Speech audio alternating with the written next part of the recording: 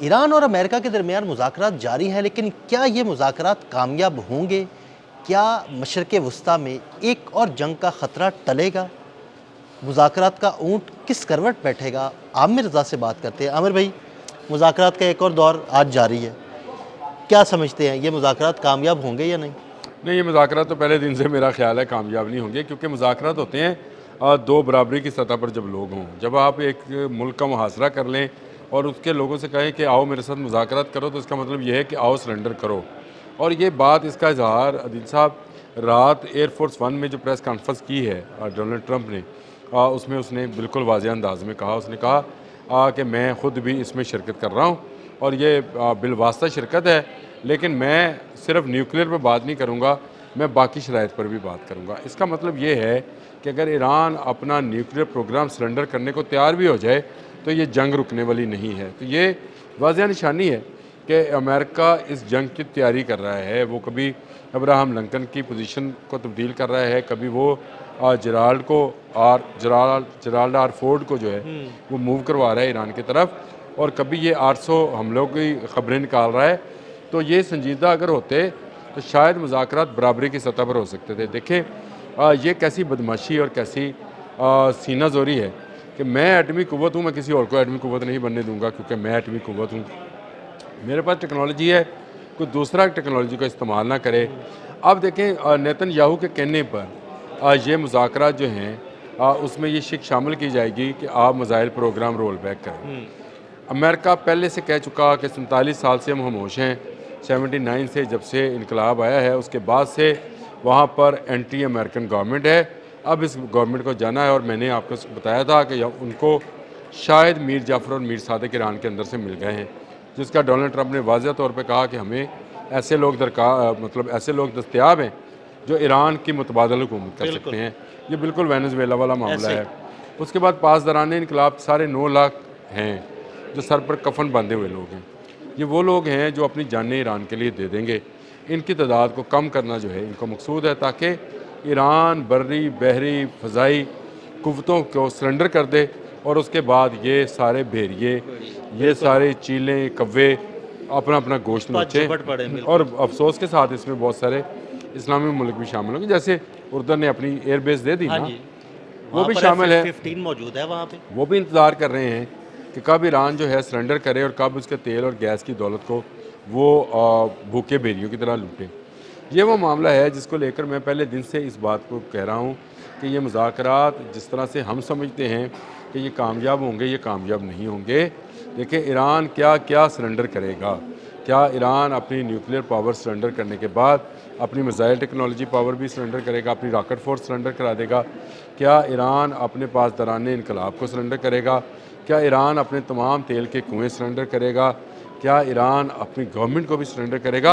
اور اگر یہ 5 باتیں کی ہیں اور یہ پانچوں باتیں مجھے نہیں لگتا کہ ان میں سے کوئی ایک بات بھی ہونے والی ہے۔ دیکھیں پہلی بات یہ ہے کہ ایران جو ہے یہ اپنی ایٹمی قوت کو ہی سرنڈر کرنے والا نہیں ہے۔ بالکل ایسی یہ بہت پہلے سے اگر کرنا ہوتا تو کر چکے ہوتے۔ دیکھیں 79 سے پابندیوں کا شکار ہے ایران، اور ایران کو جو ہے اپنی سروائیول کا مسئلہ ہے۔ اگر ایران اس میں ذرا سی بھی آنکھ بند کرتا ہے تو یہ بھیڑیے اس کے گرد گھیرا تنگ کیے بیٹھے ہیں۔ ان میں یہ نہیں کہتا ہوں کہ صرف امریکہ اور اسرائیل ہے، اس میں کچھ اسلامی ممالک بھی شامل ہیں۔ اور میں اس میں جو عراق نے ایران کے ساتھ 8 سالہ جنگ کی تھی وہ بھی اسی کا نتیجہ تھی۔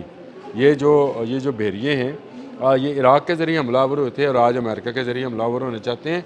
یہ معاملہ جو ہے یہ دبنے والا نہیں ہے، ایران سرنڈر کرنے والا نہیں ہے۔ ایران کسی صورت اپنی ایٹمی قوت کو ختم نہیں کرے گا، یہ اس کی ریڈ لائن ہے۔ یاد رکھیں ملکوں کا جو ہے ہونا یا نہ ہونا اس بات پر انحصار کرتا ہے کہ ان کی خود ارادیت کتنی ہے، تبھی وہ ایک ملک ہے نا۔ آج میری نظر میں وینزویلا کوئی ملک نہیں ہے، بلکہ ایک وہاں پر وہ ایک جنگلے کے اندر بند ایک قیدی ہے۔ نہ فوجی طاقت نہ ایٹمی طاقت، کچھ بھی نہیں۔ اور آرام سے امریکہ نے حملہ کیا اور ان کے صدر کو اٹھا کے لے گئے۔ اب اس کے تیل کی کنووں پر وہ قابض ہو گیا۔ اس کا مطلب ہے وہاں پر کوئی آزادی نہیں ہے۔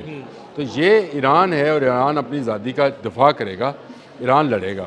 ایران اس وقت تک لڑے گا جب تک ہم کسی ایسے نتیجے پہ اسلامی ملکوں کی بات، جب میں کہہ رہا ہوتا ہوں تو اسلامی ملکوں کی بات کر رہا ہوتا ہوں، جب تک آپ اسلامی نیٹو کی طرف نہیں جاتے ہیں۔ اور اسلامی نیٹو کی طرف جانا جو ہے یہ آپ کے لیے بڑا ضروری ہے، تمام ملکوں کے لیے بہت ضروری ہے بھائی۔ ایران ایک شیلڈ ہے، اگر یہ ختم ہوئی، مجھے یہ بڑا پیارا بیان لگا پرسوں انہوں نے دیا ایک میڈیا کانفرنس کے اندر، ترکیہ کے وزیر خارجہ نے، انہوں نے کہا کہ نہ عرب، نہ ترک، نہ فارسی، ہم مسلمان ہیں اور مسلمانوں کو اکٹھا ہونا۔ دیکھیں بات سمجھے، یہ جو اس نے ترک، عرب اور فارسی کا ذکر کیا، فارسی سے مطلب ایک ہی ملک ہے جہاں فارسی بولی جاتی ہے، ایران۔ تو ایران میں اس نے اس کا کہنے کا مطلب یہ ہے کہ ہم سب اکٹھے ہو کر مل کر سوچیں۔